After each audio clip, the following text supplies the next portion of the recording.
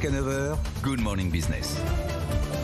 À 7h44, on reçoit le seul et unique concurrent pour le moment de la SNCF sur les grandes lignes. C'est Roberto Rinaudo, le président de Trenitalia France. Bonjour. Bonjour. Avec son train qui fait quand même Paris, Lyon, Milan, en passant par Chambéry, par exemple, pour ceux qui vont en vacances de ski, qui ont utilisé les trains de Trenitalia.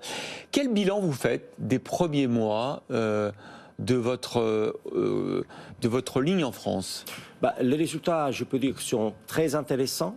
Jusqu'à présent, nous avons eu 210 000 voyageurs jusqu'à fin... 210 000 voyageurs, oui. Ouais. Avec un taux de remplissage de 89%, donc qui va au-delà de nos attentes. Et ça, je peux dire, surtout sur les trains Milan-Paris. Et dernièrement, nous avons lancé un premier aller-retour dans la ligne Paris-Lyon. Et avec, vous parlez d'une satisfaction au niveau du remplissage. Est-ce que ça veut dire, parce qu'il y a eu aussi au départ une politique de prix plutôt agressive pour aller séduire les voyageurs. Est-ce que les coûts de gestion sont couverts? Est-ce que là aussi, il y a une satisfaction à la fin? Donc, disons que notre politique tarifaire est basée sur certains principes qui sont basés sur la simplicité, la transparence et la flexibilité, et surtout sur un très haut niveau qualité-prix. C'est-à-dire qu'on mange italien, par exemple, à bord des trains? Comment? On mange italien à bord des trains, par exemple? Oui, mais je peux dire qu'il y a un seul tarif qui va s'évoluer en fonction du remplissage des trains. Il y a une certaine flexibilité parce que ça donne la possibilité, par exemple, de changer le billet jusqu'au départ du train. Il y a la possibilité de remboursement, évidemment, du billet. Et il y a plusieurs options de voyage. En fonction de notre service. Donc il y a 4 classes de service, 2 ambiances. Quelle est votre ambition en France? Est-ce que vous allez vous arrêter là? Est-ce que Paris, Lyon, Milan, ça vous suffit? Ou est-ce que, fort de cette première expérience, j'imagine que le groupe regarde ce que vous faites, vous, en France, est-ce que vous avez envie d'aller chatouiller la SNCF sur d'autres lignes? Alors, notre objectif, c'est évidemment de consolider l'offre actuelle. Donc nous avons prévu de lancer 2 autres aller-retour sur le Paris-Lyon à partir de 1er juin. Ouais. Et donc, il faut consolider évidemment l'offre, constater, vérifier l'évolution de nos résultats, la satisfaction de notre client. Certainement, en parallèle, nous sommes intéressés à analyser d'autres lignes. S'il y a évidemment l'opportunité de lancer des autres projets de développement. Mais de ce point de vue, nous sommes très, très prudents.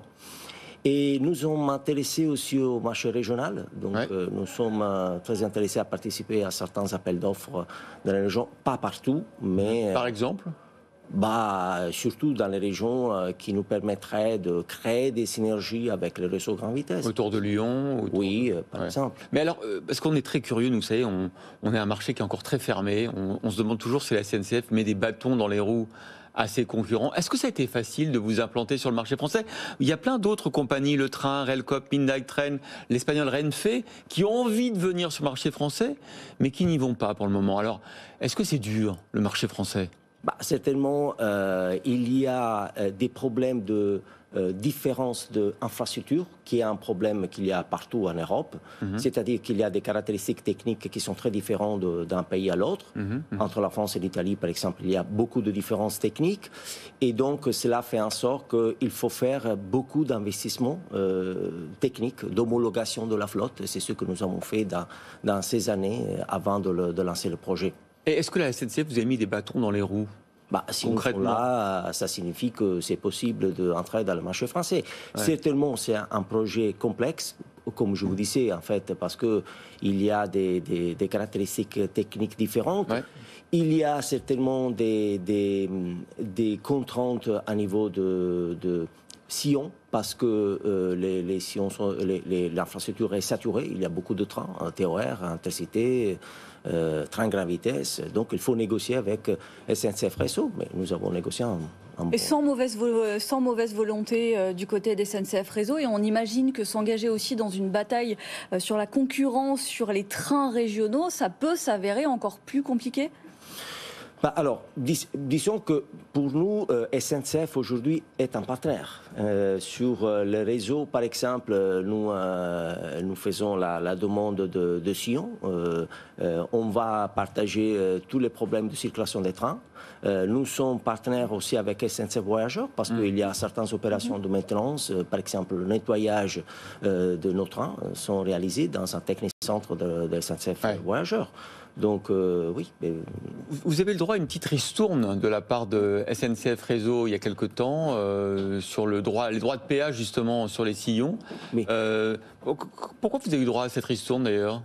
Certains cheminots s'en sont plaints. On dit on favorise les concurrents de la SNCF. Il y a un dispositif en fait qui s'appelle la tarification différenciée qui donne la possibilité aux nouveaux entrants d'avoir des réductions de péage. Donc c'était pas un cadeau, c'était normal que vous l'ayez.